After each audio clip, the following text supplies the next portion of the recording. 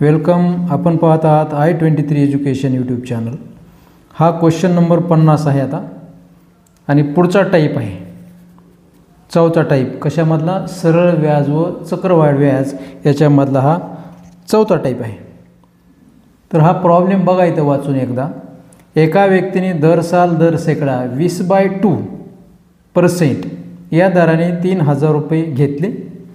3 वर्षाचे चक्रवाढ व्याज किती येईल किंवा किती होईल? सोपं आहे. व त्या व्यक्तीला एकूण किती रक्कम परत करावी लागेल? इथं काढायचे तुम्हाला आता चक्रवाढ व्याज. आतापर्यंतचे आपण मागचे जे व्हिडिओ पाहिले त्याच्यामध्ये सरळ व्याज कसं काढायचे ते पाहिले. आता समजून घ्या नेमकं चक्रवाढ व्याज म्हणजे काय. एक उदाहरण घेतो सोपं मी. थोडासा मोठा होईल व्हिडिओ हा, तर पूर्ण व्हिडिओ पहा, तुम्हाला समजून जाईल. चक्रवाढ व्याज म्हणजे काय बघा. ही समजा एक रक्कम आहे 600 रुपये असं गृहीत धरा. ही घेतलेली आहे 5% दरानं.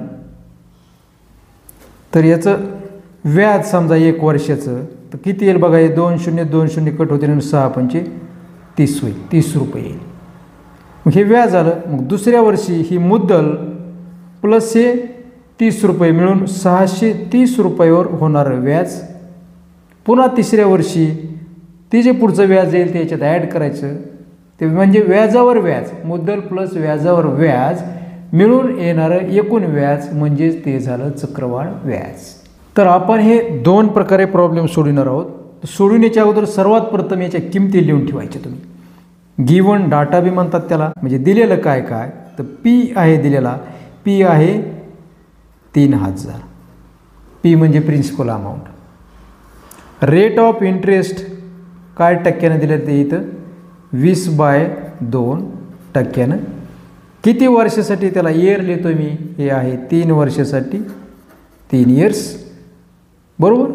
आणि काढायचं आहे तुम्हाला कंपाऊंड इंटरेस्ट म्हणजे चक्रवाढ व्याज काढायचं. तर 2 पद्धतीमध्ये पहिली पद्धत बघा नेहमीची पद्धत आहे. अगोदर रास काढावं लागेल. तर ही रास काढण्यासाठी एक फॉर्म्युला आहे. हा आहे P in bracket 1 plus rate of interest इथं काय असेल तो डिवायडेड बाय 100 आणि रेस टू इथं किती वर्षासाठी आहे ते ती संख्या म्हणजे इथं वाय. याच्यावरून निघेल तुमची ए म्हणजे रास निघेल. आणि त्या रासमधून मुद्दल वजा केल्याच्यानंतर व्याज येईल. ही एक पद्धत जुनी. पण आपण आता नवीन पद्धतीने सोडवणार होते. फॉर्म्युला वगैरे काही मांडायचं नाही, सूत्रच वापरायचं नाही. याला एक साधी आणि एकदम सोपी पद्धत बघा. पहिल्या वर्षाचं व्याज काढतोय मी अगोदर. किती याचं 3000 रुपयाचं पहिल्या वर्षीचं व्याज. किती टक्क्याने दिले ते हे 20/2. याचा इथंच करतो मी बघा. हे इथे 20/2 ते येईल हे 10%. लक्षात आलं असेल तुमच्या. 10 2 20 म्हणून हे 3000 रुपयाचे 10% म्हणजे 10/100. हे मागच्या व्हिडिओमध्ये तुम्हाला सविस्तर पाहू शकतो तुम्ही. याच्यामध्ये हे 2 शून्य कट होईल, हा 1 शून्य कट होईल, हा 1 शून्य कट होईल. हे 300 रुपये आलं पहिल्या वर्षाचं व्याज आलं.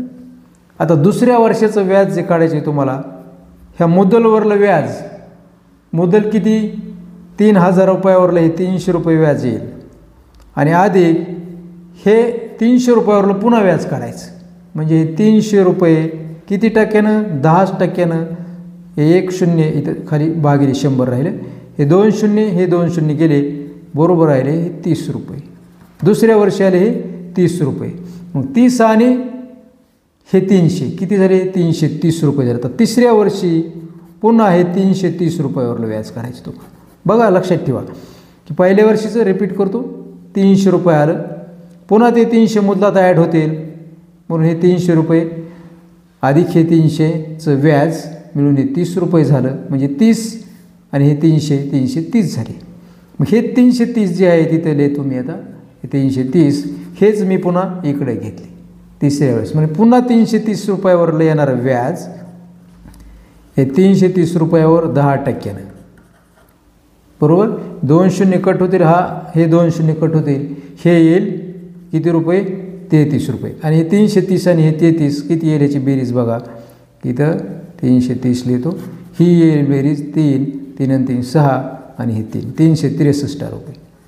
363 330 आणि हे 300 रुपये 3 वर्षाचे. ही जर बेरीज केली आपण 300 330 आणि हे 363 3 6 3 9 3 3 6 3 9 993 रुपये हे याचं चक्रवाढ व्याज झालं. किती झालं 993. आता तुम्हाला विचारलं त्यांनी की त्या व्यक्तीला एकूण किती रक्कम परत द्यावी लागेल, किती रक्कम. मग व्याजामध्ये आपलं मुद्दलामध्ये व्याज मिसळा. तर मुद्दल आहे आपली अधिक व्याज मिसळ आहे. मुद्दल आहे हे किती मुद्दल आहे 3000 रुपये आहे आणि त्याच्यामध्ये व्याज मिसळ आहे 993. तर किती येईल हे 3000 आणि 993. तर हे येईल टोटल 3993 रुपये एकूण रक्कम परत करावी लागेल. तर ही अशी सोपी पद्धत आहे. आता ह्याच्यात आणखीन एक सांगतो, ज्याच्या थोडं लक्षात आलं नसेल त्यांनी हे थोडंसं इकडं पहा. हे बी वापरू शकता तुम्ही. कसं बघा, पहिल्या वर्षी किती दिलेले आहेत 3000 आहेत. याचं व्याज किती काढलं आहे मी 300 रुपये इथं काढलेलं, तेच लिहिलेलं आहे का. दुसऱ्या वर्षी किती होईल मग मुद्दल, हे 3000 प्लस हे 300 त्यात ॲड होईल, हे होईल 3300 रुपये बरोबर. ह्याचे 10% काढावं लागतील तुम्हाला. हे 2 शून्य 2 0 0 कट हे येईल 330 रुपये. तिसऱ्या वर्षी किती होईल पुन्हा मुद्दल हे 3300 अधिक 330 किती होईल बघा, हे 3300 लिहून दाखवतो इथं अधिक 330 0 3 6 आणि 3. तर ही होईल मुद्दल 3630 ही मुद्दल झाली.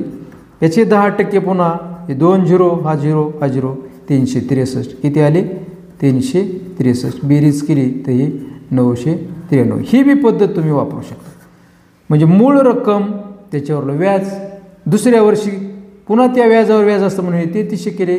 तिसऱ्या वर्षी हे जे 3300 पुन्हा त्याच्यावर व्याज, हे येणारं व्याज याच्यामध्ये पुन्हा ॲड केलं तर ही पुन्हा मुद्दल वाढली 3630 झाली म्हणून 363. या प्रकारे सुद्धा तुम्ही सोडू शकता. ही किंवा ही पद्धत दोन्ही पद्धती वापरा. दोन्ही एकदम सोप्या पद्धती आहेत. याच्यावरून तुम्हाला चक्रवाढ व्याज काढण्यासाठी कोणताही व्हिडिओ पाहायची गरज पडणार नाही. एवढा एक व्हिडिओ तुम्ही काळजीपूर्वक जर पाहिला तर तुम्हाला कसंही गणित आलं तरी तुम्हाला सुविधा येईल. ओके. तर मित्रांनो, तुम्हाला हा व्हिडिओ आवडला असेल तर चॅनलला सबस्क्राईब करा की जेणेकरून पुढील व्हिडिओ जे मी टाकेल तो व्हिडिओ तुम्हाला पाहता येईल. माझ्याकडून दररोज व्हिडिओ असतो टाकलेला, एक तर सकाळी 8 वाजता किंवा मग दुपारी टाकलेला असतो. तर तुम्ही चॅनलला नक्की सबस्क्राईब करा. So thanks for watching.